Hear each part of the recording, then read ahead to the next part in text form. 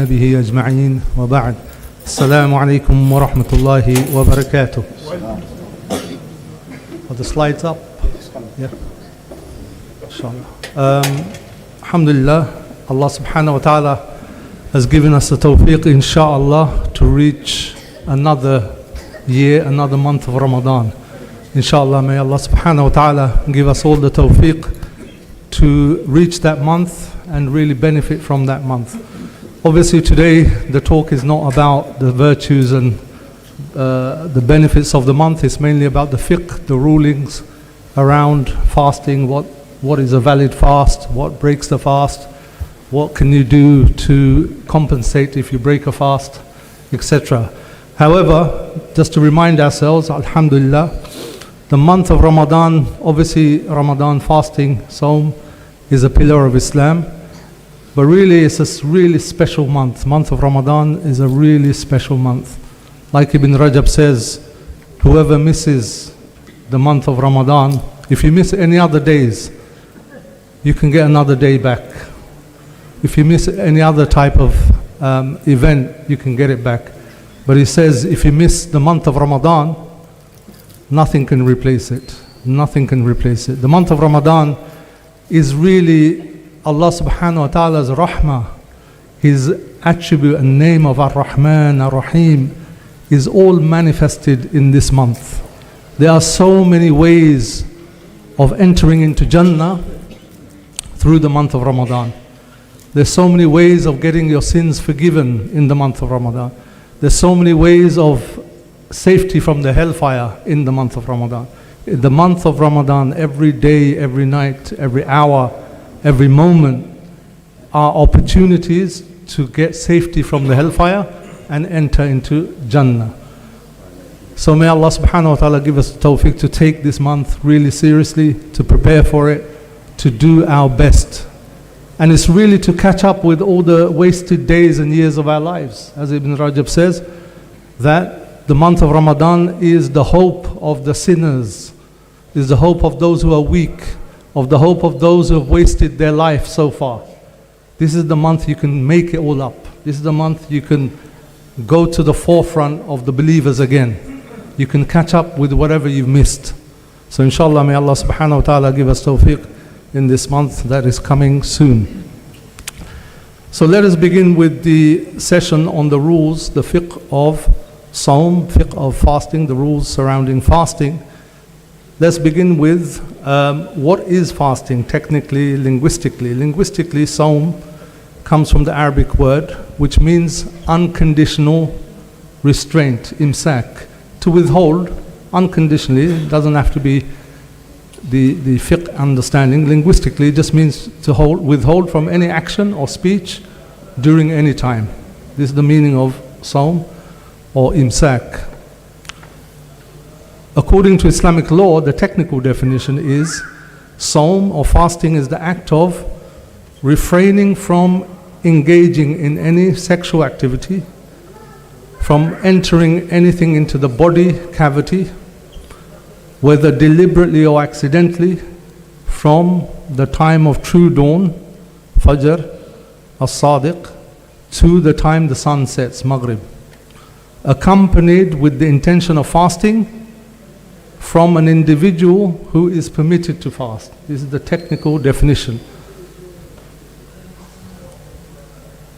Fasting in the month of Ramadan is obviously fard upon every Muslim, male and female, who is sane and reached puberty.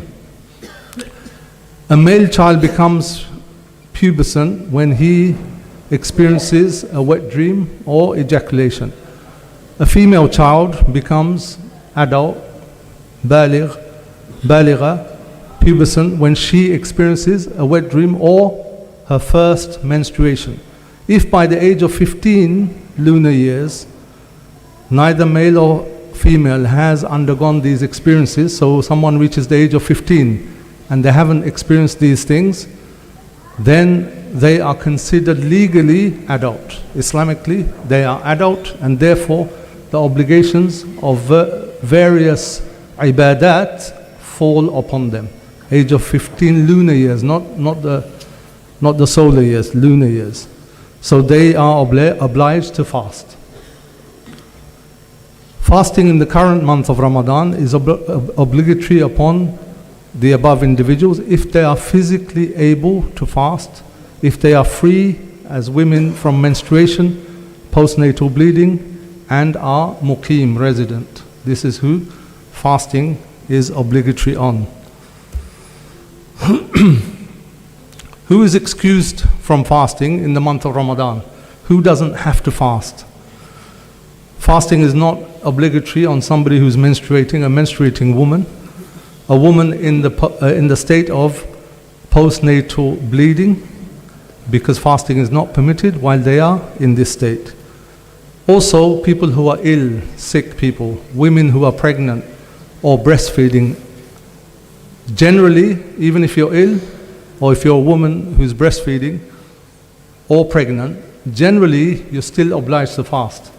Unless you can be excused if that illness or breastfeeding or being pregnant, the person fears that the act of fasting would increase their illness. It'll make them worse. It becomes to such a level that it's very difficult to fast. Same with the woman who's pregnant or fasting, pregnant or breastfeeding. If they reasonably fear that fasting will harm her or her child, her baby, unborn child, if they fear this, and how do you know this fear? How do you calculate this fear? How does a woman calculate whether or not... How does a woman know that this is the right level of harm that's going to occur, etc.? How do they calculate that? How do they know that? It's done by three things. One is if there's clear signs. Somebody tries to fast, clear sign, they experience difficulty, they can't fast, or it's harming them, they're becoming ill or something like that. Secondly, from past experience, maybe she fasted last year and she was breastfeeding or she was pregnant, or last time, and she couldn't manage it and she became ill or sick or too weak. Or thirdly, if an upright Muslim doctor says fasting will harm you and your child, you shouldn't fast. It's got to be an upright Muslim doctor. So in these three things you can see if you are excused from fasting. This is the general rule to do with those who don't have to fast. Carrying on, a further category is a traveler is excused from fasting if he or she initiates the journey before the time of Fajr. If you decide and you set out before Fajr, then you don't have to fast. But it's better if you fast, as long as it's not undue hardship, it's not severe difficulty. Obviously traveling these days is very different from traveling in the past. It's much easier, especially if it's within the same country. So if you can fast, it's better, but you don't have to if it's going to cause you undue hardship. What if a person starts to fast, he's muqim, resident, or she, and then starts to travel?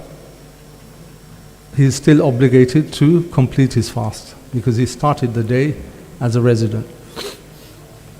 All of the above, they're obliged to make up their fasts, their missed fast, once Ramadan has ended, in a time that they are able to. There's no expiation, there's no kafara for a person who delays making up the missed fast, although it's better to make them up immediately if they are able, like straight after Ramadan, make up the missed fast. Then we come to what are the stipulations for a valid fast. What are the conditions?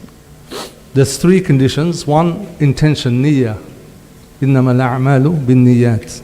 Indeed, actions are but by intentions. The niyyah has to be there. The intention has to be there.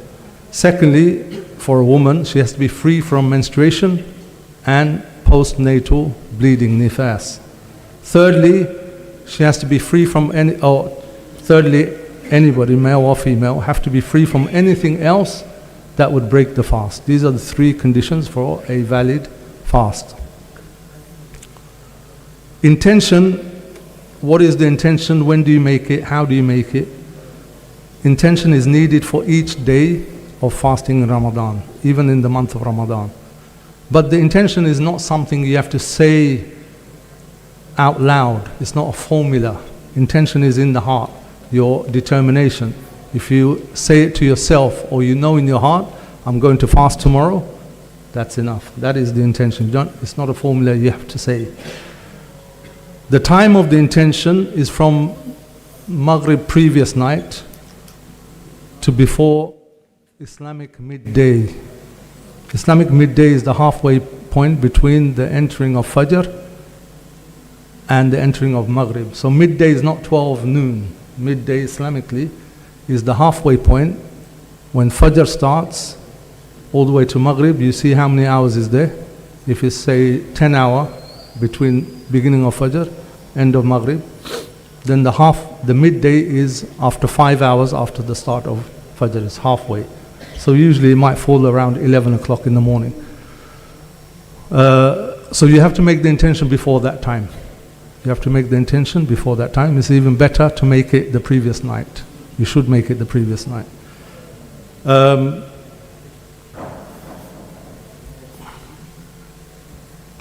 the last paragraph mentions that, because in the other madhabs, they say you have to make the intention the previous night, not after Fajr has started.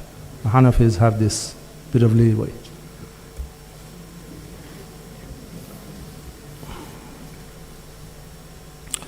Let's go into things that break or invalidate the fast now. So there's two types of things that break the fast. There's category 1, which is if you break the fast, this requires qada, you have to make it up, and it requires kafara, expiation.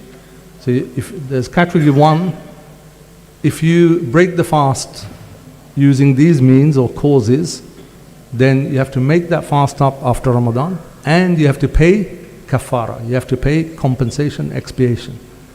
So this is category 1. What are these things?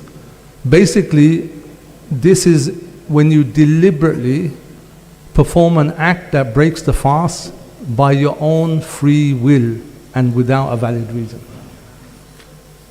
Main 3 things are what? Eating, drinking, and sexual relations, intimacy. These are the 3 main reasons, but there's details. If any of these acts are performed due to forgetfulness, you forgot your fasting, then they do not break the fast. As you know, if you mistakenly eat or drink and you forgot your fasting, it doesn't break your fast. What does it mean forgetfully? It means that one does not have the presence of mind that one's fasting when performing the action. While you're eating or drinking, you don't remember or recall that you're fasting. As the Prophet ﷺ said, if a fasting person eats forgetfully, it is only provision Allah put forth to him, and there is no make-up on him. There's no qada on him.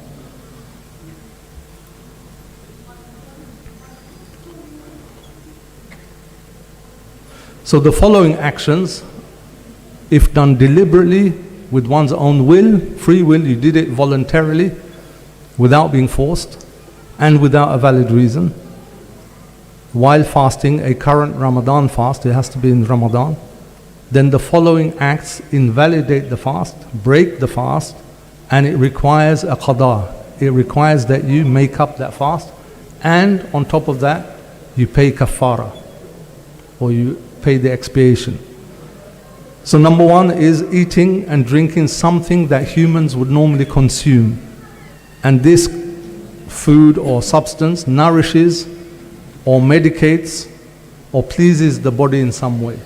So if you do this deliberately, then you have to not only make up that fast outside of Ramadan, you have to pay the kafara, you have to do the kafara. We'll come to what the kafara is. The next one is actual sexual intercourse in any of the private passages, regardless of if one ejaculated or not. If somebody does this deliberately, they break their fast, they have to make qada, they have to make it up outside of Ramadan, and they have to pay kafara. swallowing the saliva of one's spouse. If somebody does that, again, of their own free will, deliberately, then same thing, category 1.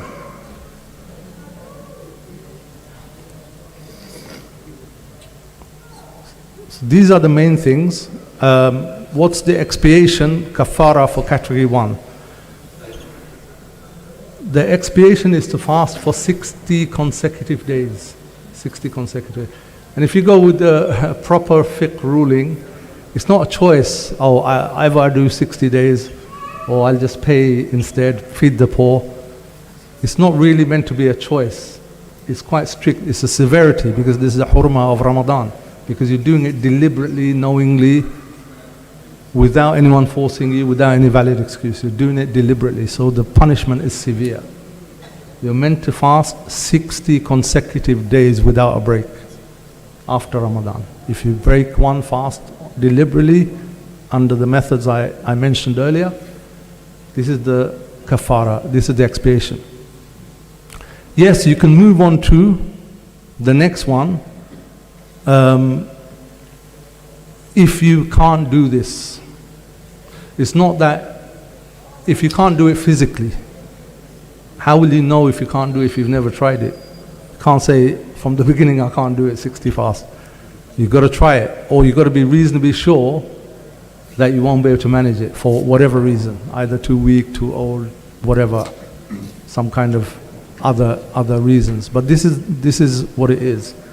Obviously, in this day and age, most people are going to take that option and say, I'll just feed the poor. But this is what it's meant to be, the order. So this is the second thing. If you can't do that, if one, like it mentions here, if one genuinely is unable to perform the 60 consecutive days, 60, one after another, without a break, based on reasonable surety, meaning reasonably they understand they can't do it, either based on experience, either they know they've got some kind of weakness, medical weakness or other, then you must do one of the following. You either feed the same 60 poor people to their fill for 2 meals. Either that, or B, you feed one poor person to his fill for 2 meals a day for 60 days. Or you give 60 poor people half a sa'a of wheat or similar food grains, or its monetary value. Or you give 60 people a sa'a of dates, or its monetary value.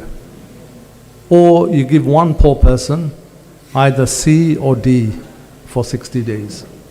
So these are the options when it comes to payment. Most charities now have on their websites, they say the price and all of that. You can check and find out. Every year slightly changes the amount depending on prices, food prices, but you can check if ever you're in that situation. As it mentions here, according to the Hanafi text at least, I'm not aware of the other madhabs, it's probably the same. It is important to note that one does not have a choice between fasting 60 days and feeding the poor. It's only if you can't do it genuinely, then you can do the second option, which is feeding the poor. And as I mentioned, how do you know you can't do it? Manifest signs, clear signs that you can't do it, or relevant past experience, you tried it and you failed. Or upright Muslim doctor says, no, 60 days you won't be able to do it, it's going to harm you medically because of X, Y, and Z reason. Also, if there's in the past you broke the fast on multiple Ramadans, do you have to do 60, 60, 60 for each one? No. That one kafara is sufficient for any fast you broke in the past and that you haven't done kafara for. So one expiation suffices for all previous violations performed, even if they occurred in separate Ramadans. However, after you did the kafara, if you then violate again, you break a fast deliberately, with free will, voluntarily, without a valid excuse, without being forced, then you will have to do the kafara again.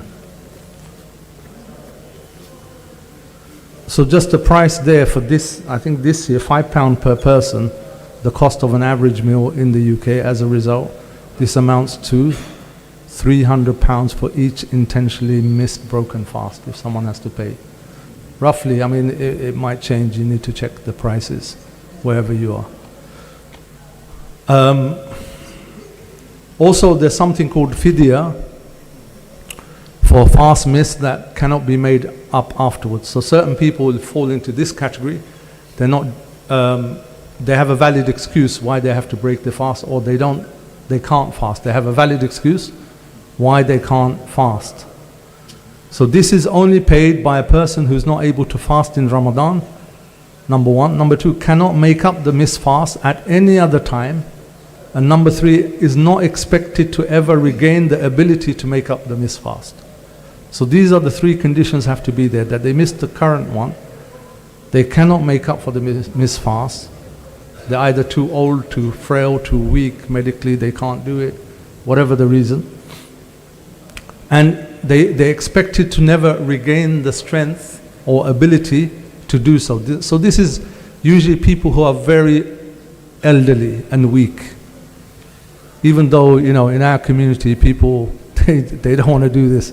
No matter how weak they are, they will become martyr to keep the fast, because alhamdulillah, it's good, what do you call it, commitment and emotion, but actually the Sharia allows you not to fast if you can't. Especially you shouldn't if it's going to cause you harm physically.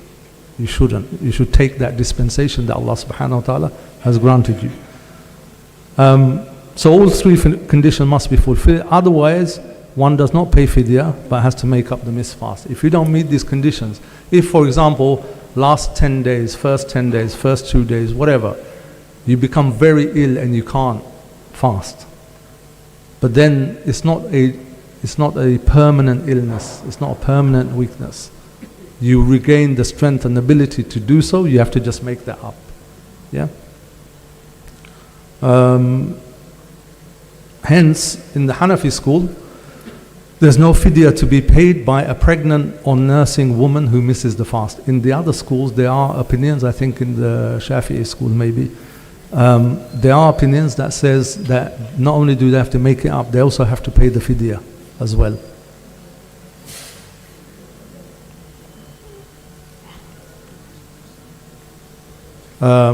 So, in terms of paying the fidya for fasts that are missed, that cannot be made up afterwards, for every day that one misses, one has to pay the value of approximately 2 kilograms of wheat. The price in the UK is currently around £5, but then again, you need to check at the time. And this amounts, if you miss the whole month, then it amounts to £150 for the whole month. Yeah, that provides somebody with 2 meals.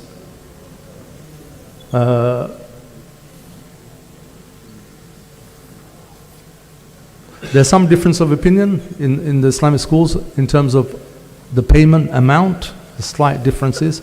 So you should consult your local scholar or whichever school you follow and see how much to pay. On the timing, there's some difference of opinion. When do you pay the fidya? If you know you fall into that category, when do you pay it? One opinion is it should be paid daily after breaking each fast, or in one payment at the end of Ramadan. The Hanafis say you can pay it either at the start of Ramadan, the month of Ramadan, but not earlier, or at its conclusion at the end of Ramadan. Yeah. So that was category 1. Those things, if you break the fast deliberately, you have to make it up, do qada, as well as pay kafara. That's category 1. Now there's another category, category 2. These are, if you break the fast, you are still required to do qada. You have to make up the fast, but there's no kafara, there's no expiation. You don't have to pay, you don't have to fast for 60 days. You just have to make up. You miss one fast, you make up one fast. You miss 5 fasts, you make up 5 fasts. This is the second category.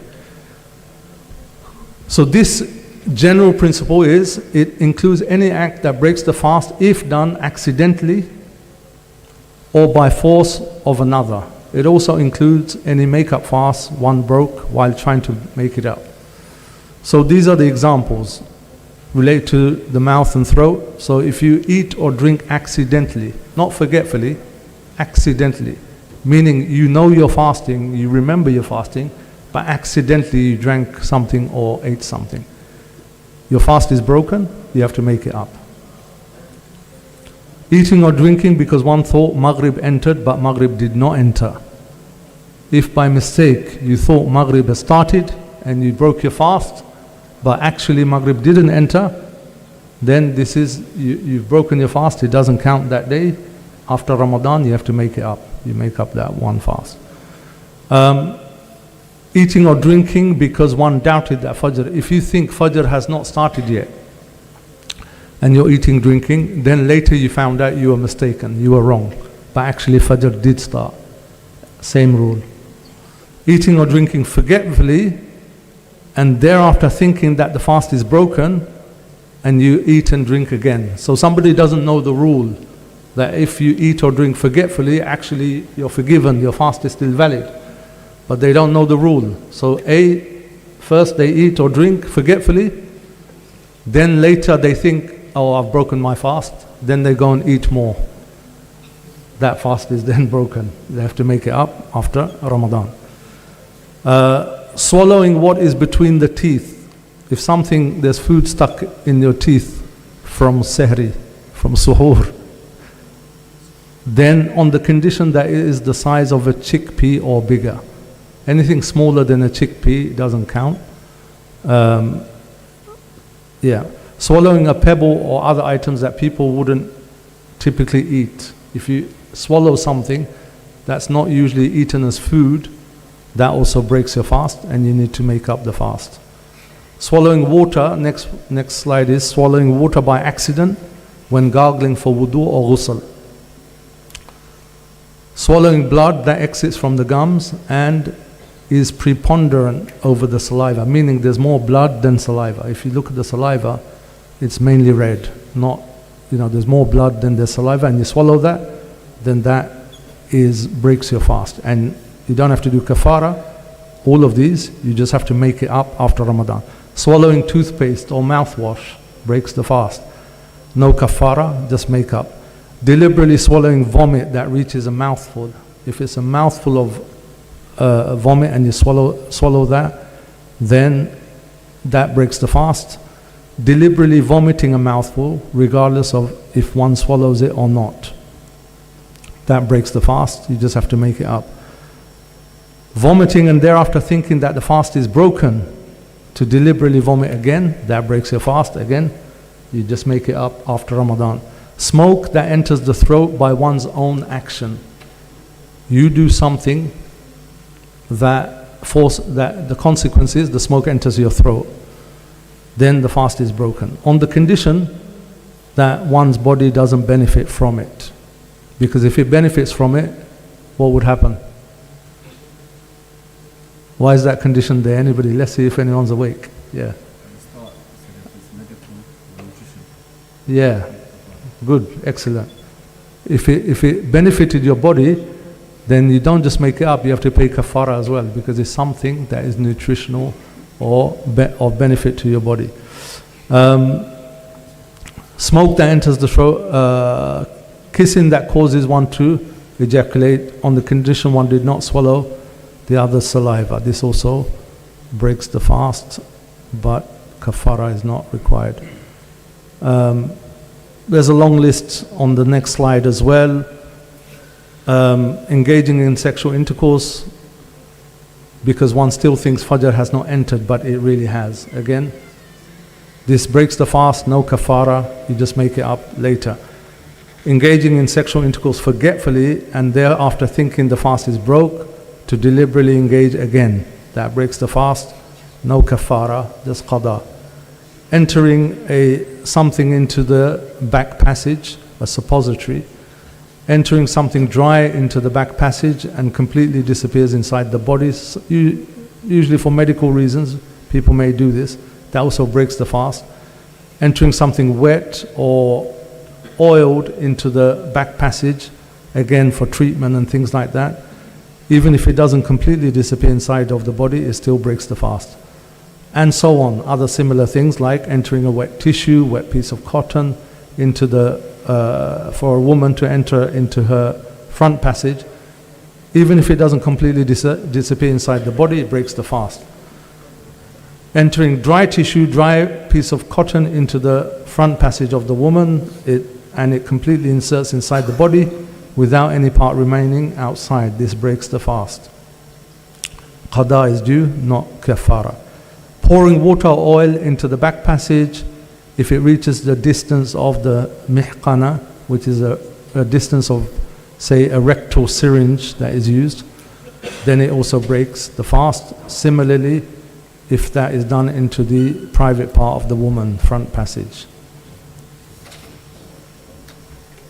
A few more under this category, category 2, which again, as I said, only requires you to do qada, not kafara. Water that is used to clean the nose for wudu or ghusl reaches the throat or the brain. Inhaling medicine into the nostrils. Inhaling medicine into the nostrils. There's a difference of opinion. Some allow it, others allow it. Nasal sprays and things like that. The Hanafis say, out of caution more so, they say anything medicinal should not go into the nostril because it'll go into the throat. Inhaling smoke by one's doing, on the condition one's body doesn't benefit, we already mentioned that. Touching that causes one to ejaculate, this includes masturbation, breaks the fast. You have to do qada, but no kafara. Applying medicine to an open abdominal or head wound, and it reaches the stomach or the brain.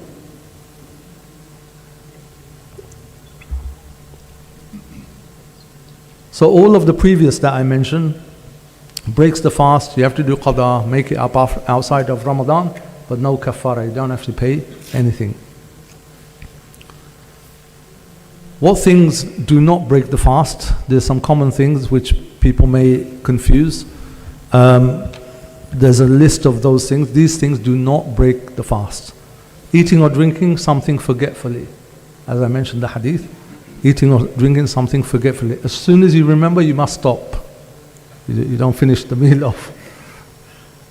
Eating what is between the teeth, if it is less than the size of a chickpea, then it doesn't break the fast. What's the difference? What about, this is already in your mouth. It's not you put it in and then it's less than a chickpea. This is already in your mouth from before. Tasting the leftover traces of medicine in the mouth or throat, this doesn't break the fast. Chewing on a sesame seed without swallowing it, if its taste doesn't reach the throat. Dust or smoke entering one's throat without one's doing. So it's not, you didn't do it, it's not from your action. You're walking past, dust or smoke from somebody else or somewhere else just accidentally enters without one's doing. If it only enters the throat, it's fine. A mosquito, fly, or any other object entering one's throat without one's doing. You walk around with your mouth open, you might get something like that. But if it just enters the throat without one's doing, it doesn't break your fast. Swallowing the wetness that remains after washing one's mouth for wudu or ghusl doesn't break the fast. So after you gargle, etc., you rinse your mouth, but still there's a wetness you feel in the mouth. But many people think you have to spit all that out until it's all dry. No, if it's after you've gargled, after you rinse, a little bit of wetness, that's fine.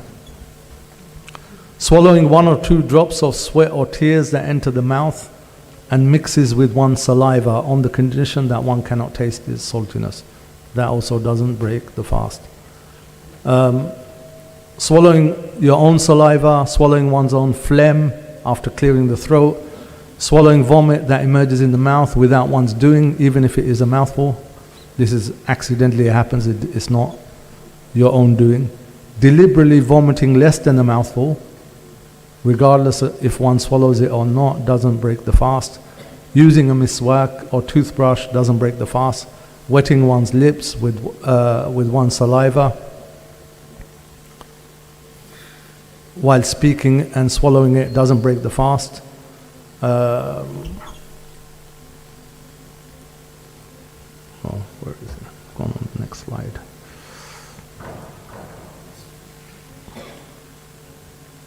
Yeah. Swallowing blood that exits from the gums and does not preponderate over the saliva on the condition one cannot taste it.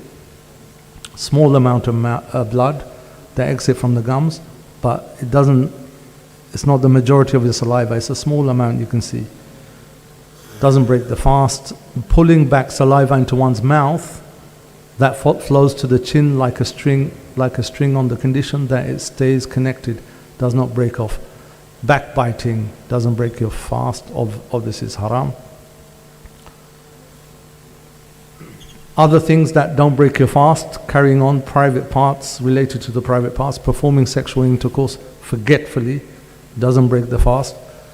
Being in a state of major ritual impurity, janaba, suddenly befalls one, such as from a wet dream, doesn't break your fast if you're fasting. Ejaculation caused by looking or thinking doesn't break your fast. Pouring water or oil into the male urethra, which is the passage through where the male urinates. If you enter water or oil into the male urethra, it doesn't break the fast. Entering tissue or piece of cotton into the male urethra, even if it completely disappears inside the body. Entering a dry tissue or dry piece of cotton into the front passage of a woman on the condition that part of it remains outside the body, then it doesn't break the fast. Performing istinja with water, cleaning yourself after going to the toilet, providing the wetness doesn't reach the distance of a rectal syringe or a certain distance inside the private part. Mucus, so those stuff related to the nose, mucus descending from the nose doesn't break the fast. Sniffing up mucus that is in the nose and it descends to one's throat doesn't break the fast. Inhaling smoke, perfume or incense without one's own action, without you deliberately doing it, doesn't break the fast. Smelling an odor doesn't break the fast. On the eyes, applying alcohol in the eyes, even if one finds its taste in the throat or its color or saliva or phlegm, doesn't break the fast. Dripping eye drops, using eye drops or contact solutions into the eyes doesn't break the fast. Wearing contact lenses obviously doesn't break the fast. With regards to the ears, water entering the ears from a bath doesn't break the fast. Scratching the inside of one's ear with like a cotton bud, Q-tip or something, even if dirt exits, one reinserts it into the ear, it doesn't break the fast. Few more things related to the body in general that doesn't break the fast: rubbing oil or cream on the body or hair, even if it's a lot, applying deodorant, sprays, etc., performing a bath, finding its coolness penetrating into one's body, these things don't break the fast. Withdrawing blood, such as in a blood test, doesn't break the fast. Blood cupping doesn't break the fast, although there are differences of opinion on that last one with other schools. Most of the rulings that I'm going through, I forgot to mention in the beginning, are in generally majority from the Hanafi school of thought. Intending to break one's fast but not actually doing it doesn't break the fast.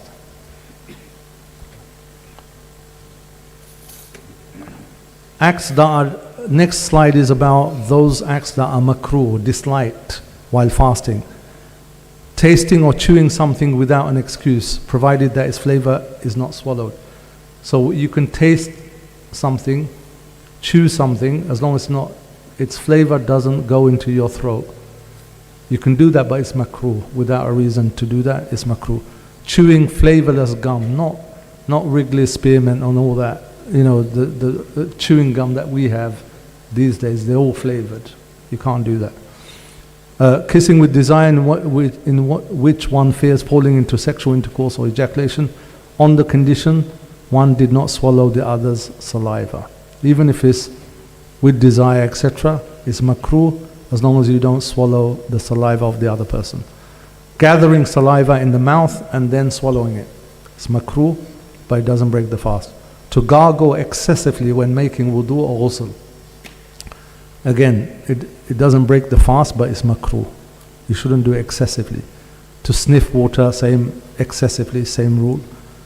Doing things that will weaken yourself while fasting, like cupping or withdrawing blood, although it doesn't break your fast, it's makruh, it's disliked, because it's going to weaken your body. Brushing the teeth with toothpaste or using mouthwash on the condition that one does not swallow it. It's permitted, as in it doesn't break your fast, but it's disliked because there is a chance it may go into your, you may swallow part of it. So those are the basic rules of fasting. Category 1, those things that if you do, you break, you have to do qada, you have to make it up after Ramadan, and you have to pay kafara. And those are the main categories that are related to sexual intercourse, eating, drinking deliberately of your own will, without any valid reason, without any excuse. Those things you have to make up the fast, and as I mentioned, the kafara. The second category that I went through, you have to do qada, you have to make it up, but you don't have to pay kafara. And then we went through some of the ones that don't break your fast, and then those things that are makruh. Now, last bit is just frequently asked questions regarding the rules of fasting, which we haven't covered. So just a few minutes on that, and then we'll end there, inshallah. So frequently asked questions: does vomiting break the fast? Anybody know? Oh, it's on the slide, isn't it? No use asking. Okay, unintentional vomiting does not break the fast, even if a large amount. Unintentional vomiting does not break the fast, even if it's a large amount. Intentional vomiting, a mouthful or more, does break the fast and requires qada only. Does using an inhaler break the fast? Many of the traditional opinion was, and especially in the Hanafis as well, and even the other madhab, the traditional early opinion was the inhaler breaks the fast. Inhaler breaks the fast because there's different types of inhaler as well. Those who have asthma or have used puffing inhaler, or different types of inhaler. There's ones with medication in it, there's one just with oxygen in it, there's different types. So in the beginning and even now, the more traditional opinion was it breaks the fast, but there are some fiqh committees, especially in Saudi and others, more contemporary fiqh committees have differentiated. They said if it's an inhaler that only uses compressed gas with no other ingredients in there, there's no medication, other things in there, or if it only uses oxygen, like a puffer they call it, just oxygen, then it doesn't break the fast, it's fine. But anything that uses medication on top of that within the inhaler, then it breaks the fast. Or some people use it's delivered by capsules, obviously that breaks the fast. Does a blood test or injection break the fast? Injections do not break the fast as long as they are not containing nutrition. They're not nutrition, they're not food. Blood tests do not break the fast. IV drips or nutritive injections that provide nourishment, they do break the fast. So IV drips or nutritious injections that have nutrition in it, food, etc., it breaks the fast. Does using nose drops break the fast? Yes, if the nose drops enter and pass beyond the nasal passage into the throat, the fast is invalidated.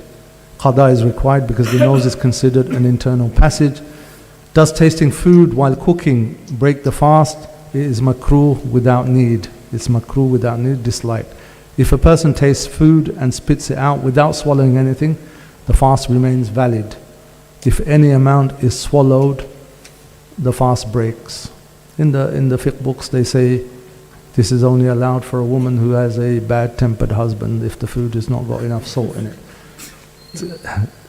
Otherwise it's makruh, it's makruh. If someone eats thinking Maghrib has started, we already covered that, but it hasn't. What happens if a person eats thinking the sun has set but it hasn't? The fast is invalid. Qada is required but no kafara. If a woman begins to menstruate just before Maghrib, is the fast valid? If menstruation begins even a few moments before sunset, the fast is invalid. She has to make it up, it's qada. If menstruation ends after Fajr, should she fast that day? If purity occurs after Fajr, no, she cannot fast that day. She must abstain from eating for the rest of the day out of respect and make qada later. Obviously this is not fard to refrain from eating the rest of the day. If someone's really hungry, they can eat.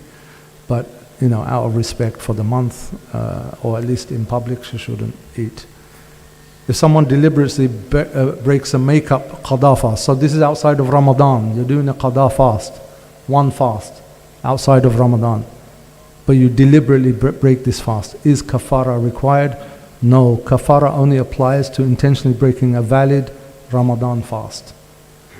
If a person breaks a qada fast, only qada of that day is required again. And the last few ones, if someone delays making up Ramadan fast, qada, until the next Ramadan, what is required? In the Hanafi school, only qada is required. There's no fidya penalty for delay, unlike some other schools. Although delaying without excuse is not liked or is sinful. If someone intentionally swallows a small non-food item, e.g. paper, does kafara apply? If the item is something normally consumed, like food, medicine, kafara applies. If it's not typically consumed, like paper, a small pebble, small stone, the fast breaks, but only qada is required. No kafara according to the Hanafi opinion. Dialysis breaks the fast. Does it break the fast? Yes. Dialysis involves removal and returning of blood along with added fluids, substances, or in addition to blood, and is treated as invalidating. Qada is required. So alhamdulillah, we'll stop here. These are the main rules. There's always more situations and things that come up outside of these rules, but these are the basic rules of Sawm, fasting. We'll stop here inshallah. If there's any further questions that are outside of these ones that were covered. Yes. So you mentioned illness to be excused for fasting if it's very bad. What if someone injures themselves and they go for excruciating pain, so they have to take medication in the day? Does that count? Do you suffer kafara for that?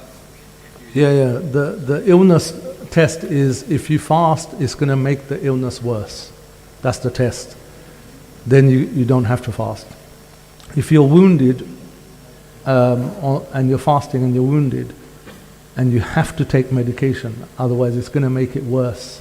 You're going to suffer significant harm, then you don't have to fast. It's the same rule. It'll be counted as an illness.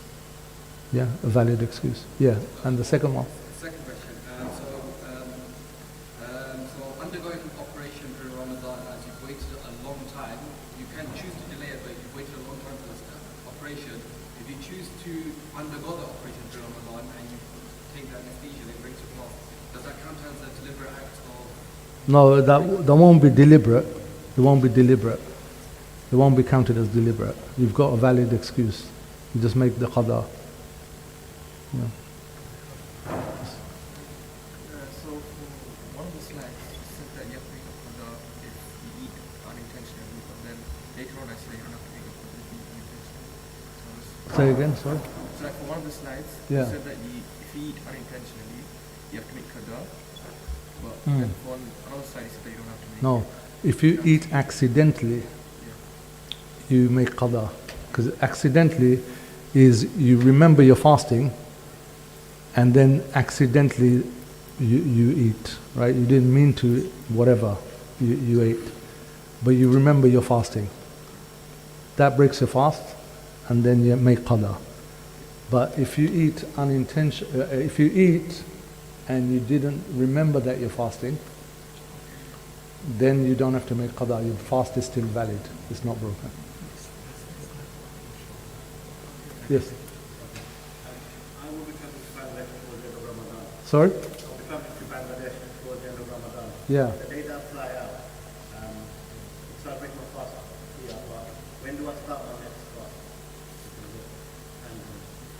So if the next fast starts while you're on the plane, you can start it on the plane. No, based on wherever you are on the plane, the time zone that you're on, that you're traveling through. Yeah. Can you talk about the ikhtilaf on cooking and especially the Shafi'i method? Yeah. Sorry? So I just want to understand why each method has different rules. Yeah, I mean, that's a long discussion, why the madhabs have different rulings and why they differ on the cupping. It's to do with the interpretation of the hadith. It's to do with interpretation because hadith, maybe I don't remember the exact wording of the hadith for the cupping. Do you remember it? Have you got it in front of you? Yeah. I don't want to ask that kind of. No, if you have it, then we can discuss. discuss. It said that you shouldn't be cupping whilst you're fasting. Yeah. And then there's also another hadith. Oh yeah, the one who cups and the one who takes the But cupping. then there's also another hadith, another Sahabi that the Prophet done cupping during Ramadan. Yeah. So here, that's a good example. You got different narrations that apparently conflict. One says the Prophet did it in Ramadan. The other one says that either the Sahaba said you shouldn't, it breaks it, or that the Prophet said you shouldn't, something like that. So this is also the fiqh. They will look at the evidences, the 2-3 hadith, and they will try and reconcile it. Either they will say one was earlier and one is later. So abrogation, naskh and mansukh. They will say, okay, maybe in the beginning he didn't allow it, and later towards the end he allowed it. That's one way of doing it. Or they look at which one is stronger, weaker. Maybe the one that says you can't do it is weak. Maybe there's some other principle. So this is the science of usul al-fiqh, how to interpret the nas, the text of the hadith or the Qur'an. Well, I'm a Shafi. Yeah. So, and I know the Shafis say we got the strong evidence for this. Shafi say you shouldn't be cooking. You shouldn't. No, pretty sure they say you shouldn't. Yeah, you shouldn't. Yeah. I do. Well, if you follow the Shafi school, and most people say you should follow them in that rule as well. But obviously, you're not obligated to follow a madhab in every single rule. If there's a need, if you're ill or something and you need to draw blood or whatever, then you can use the the dispensation of another madhab, without playing with the madhabs, without playing with the opinions. If there's a genuine need, even the Shafi'is and others will allow you to take another opinion from another madhab. Yeah. Yes. Alaykum salam wa rahmatullah. Few questions. Yeah. First thing you said that if someone takes an inhaler and it has a medication or drug, then according to the Hanafis, your fast is broken because they have a medication in it. Even the contemporary ones who allow it, they also say it's broken. Even they say it's broken. But then when it came to the There's one opinion that says, I read, they said, again, it's probably to do with what is the medical fact. One says it's not broken because it doesn't go into the stomach, it only goes into the lungs. principle is in the lung. Yeah. It opens up the lung. It's not. But my point is, irrespective of where the drug goes, unless I misheard, in the question of the injection, you differentiate between if you have nutritional value or not. Yeah. Seeming to indicate that you can inject drugs of non-nutritional value and it keeps your fast. But if it's a drug through inhalation, Yeah. The difference is, understand why injection is intramuscular. It stays in your muscles. not intravenous. It's Not intravenous injection into the blood vessel. yeah. It's got to be intramuscular. Yeah. So if it was intravenous, then the same ruling would apply, which is a drug is going into the bloodstream. Basically, what they're saying is when you inhale it, it goes into your body cavity, Yeah. and that's the principle. Whereas when you inject it, it doesn't go into your body cavity. The stomach, basically, the stomach, and from the throat downwards onto the stomach. It doesn't reach there if it's intramuscular. This is what they're saying. With intravenous, I don't know, I have to check that. With intravenous, I have to check that.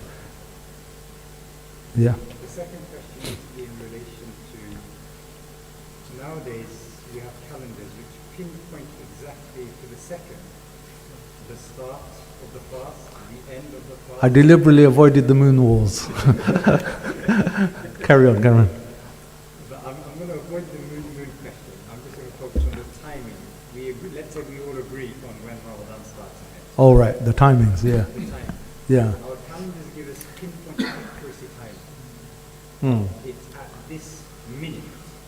So from my understanding, the reality in the time of the Prophet Sahaba is that actually there's never pinpoint accuracy. They didn't look at a watch and say, brothers, 5, 4, 3, 2, 1, let's break.